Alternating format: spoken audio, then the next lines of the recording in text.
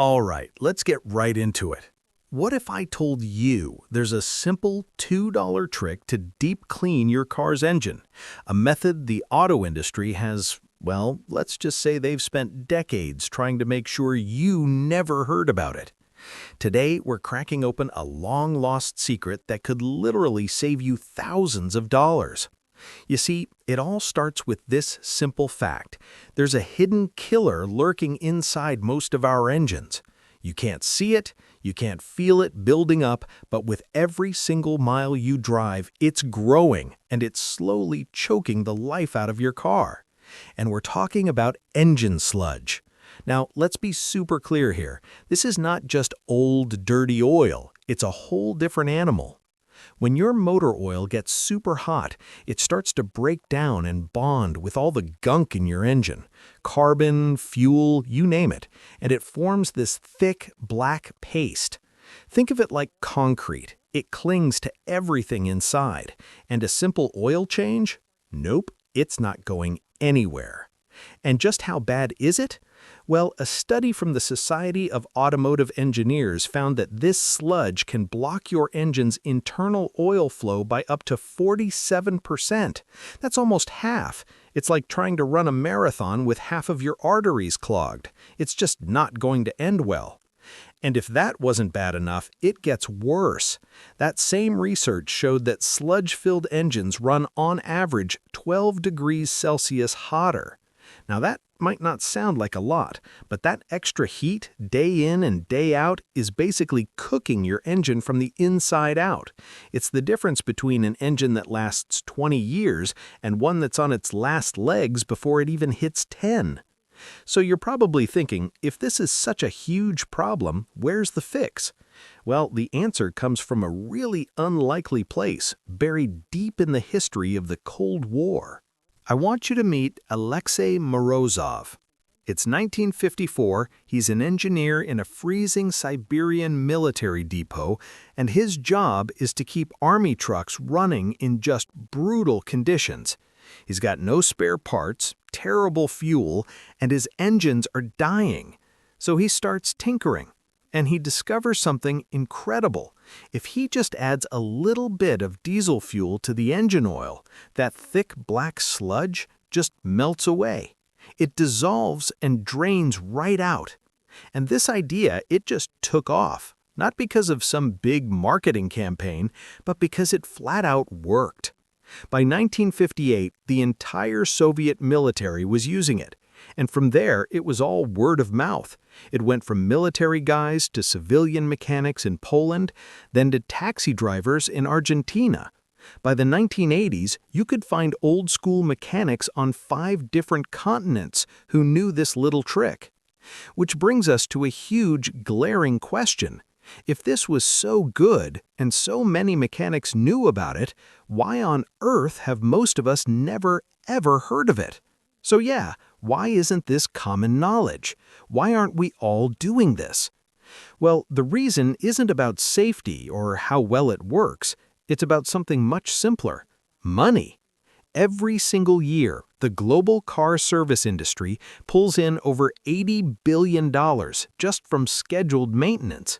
And do you know where a huge chunk of that comes from? You guessed it, proprietary engine flushes, special branded fluids, all that good stuff. And right here, this is the heart of the conflict.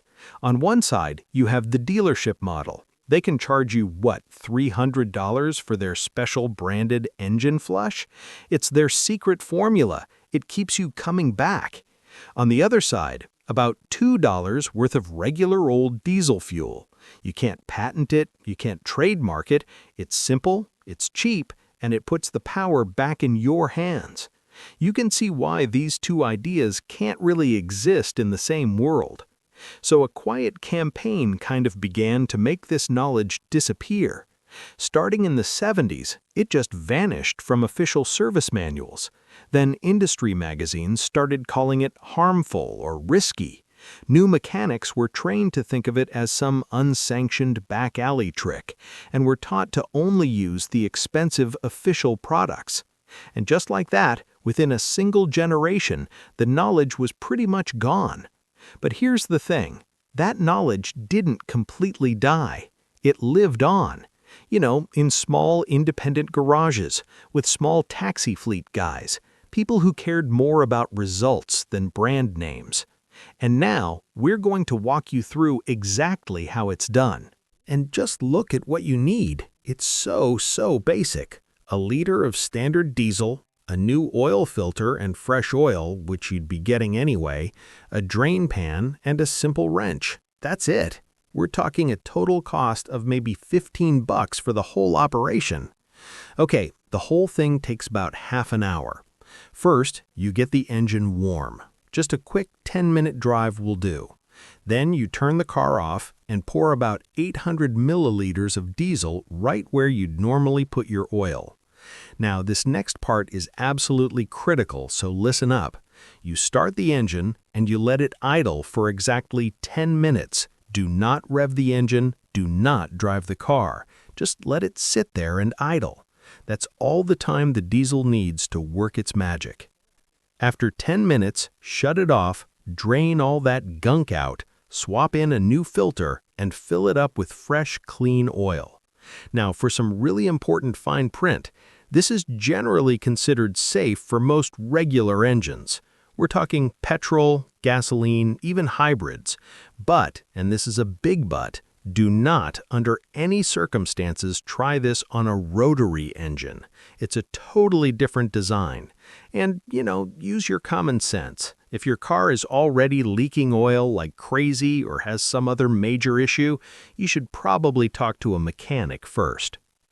So, the big question remains, does it actually pay off in the long run? Well, the data we have suggests it makes a really big difference. Take a look at this.